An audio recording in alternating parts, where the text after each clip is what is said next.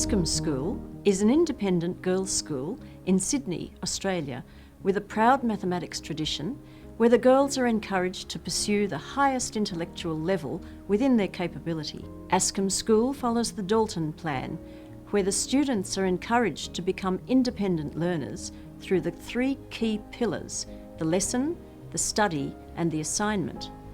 Practically, this means that 2/3 of the lessons each week become lecture style, and 1/3 become tutorials, where students can get individual help on their weekly set assignment, always due on a Tuesday morning at 8:30 a.m.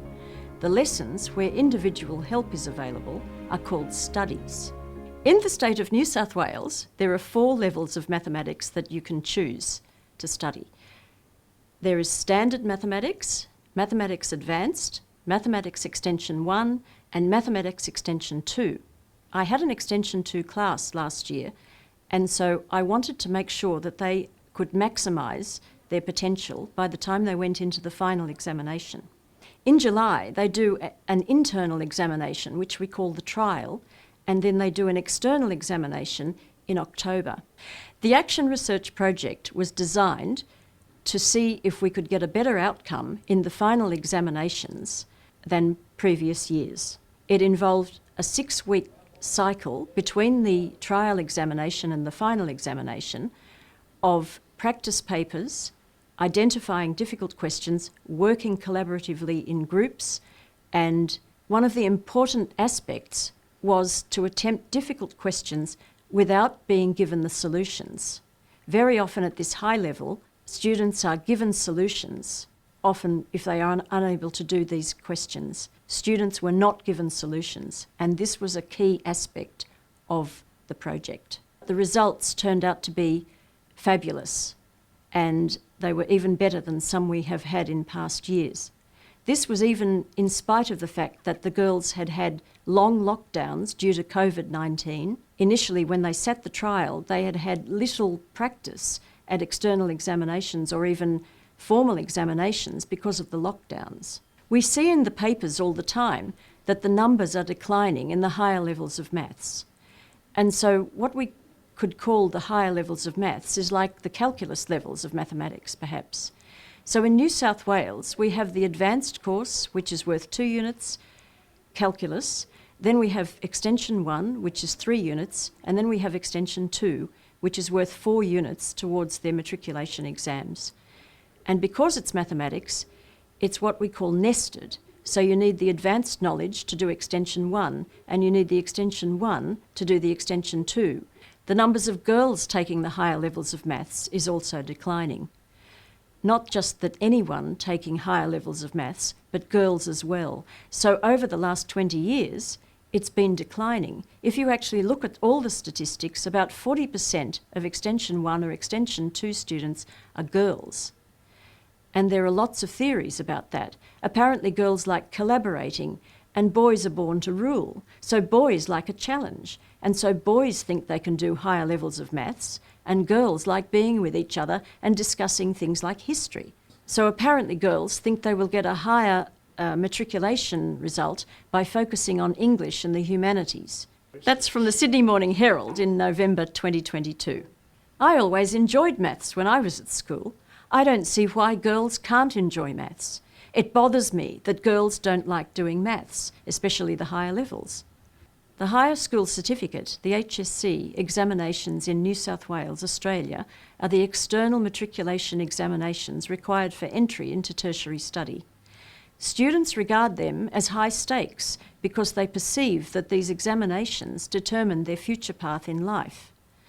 The global pandemic has exacerbated this perception in the current cohort because they have had less face-to-face teaching and examination experience due to the lockdowns. The mathematics subjects offered for the HSC range from non-calculus courses up to the elite Mathematics Extension 2 subject, which attracts the best mathematical minds in the state, and the ratio of boys to girls is approximately 70-30.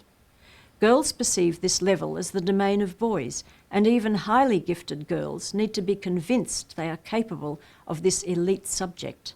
Each year, the girls sit an internal trial examination in July-August to prepare them for the final external HSC in October-November.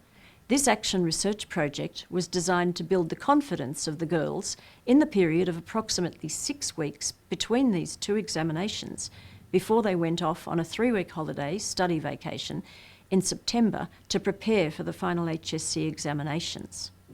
Girls approach mathematical problems by employing thinking that was familiar to them, where they had learnt a particular method that worked for a particular type of standard or routine problem.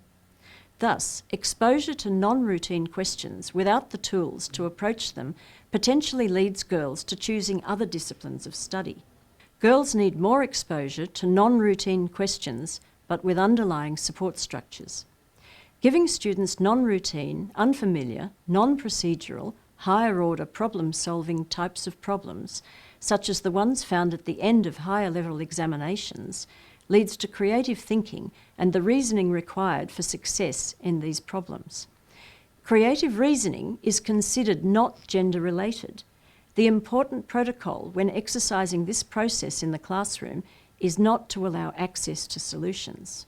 Participants who create the solution method themselves perform better at test questions. The effects on performance and brain activity, where the cognitive load is lowered, are called durable. This is irrespective of cognitive ability. Research papers abound about the dominance of boys in the participation and success in the learning of higher-level mathematics. It is mooted that girls are attracted to languages and the humanities because these subjects lend themselves to discussion and are less threatening and competitive. This research demonstrates that girls can build confidence and be successful in higher-level mathematics through risk-taking using collaborative problem-solving techniques. The research took place in Term 3 over 6 weeks, just after the final internal trial examinations had taken place, while Year 12 were preparing for their final external matriculation examinations.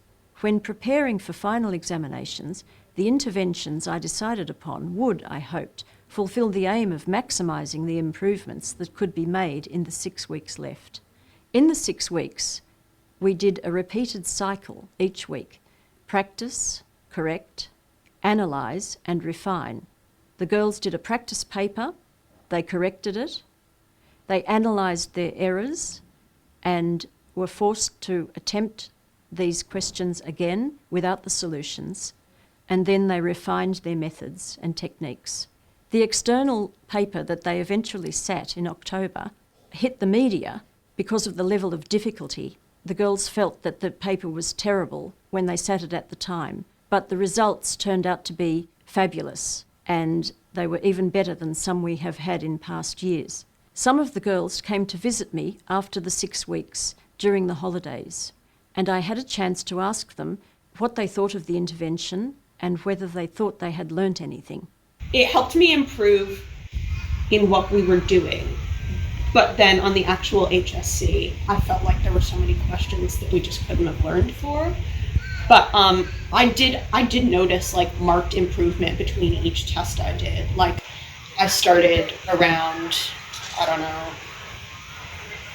50, 60 something, and then I got it up to like around 75, 80 in extension 2 by like doing the questions together and then also the test each week and correcting that. It gave everyone a controlled environment to work through their thoughts in and to just hear ideas from other people to maybe get them thinking. Okay, so initially it was quite challenging because we were doing papers that were more difficult than our internal trial. So the marks were coming as a bit of a shock. Like the first trial, I think I got in the 50s or in the 60s. So it was uncomfortable, but I think it was interesting because we then went into class and we would work through all the difficult questions together, which gave us a lot more confidence than going into the HSC. As the weeks went on, there was progress in the marks. Like it went from like 60s to maybe like in the 80s for extension 2. So that was pretty good. And a lot of the questions, once you've done enough trial papers, they started to become a bit familiar, like you could recognize patterns.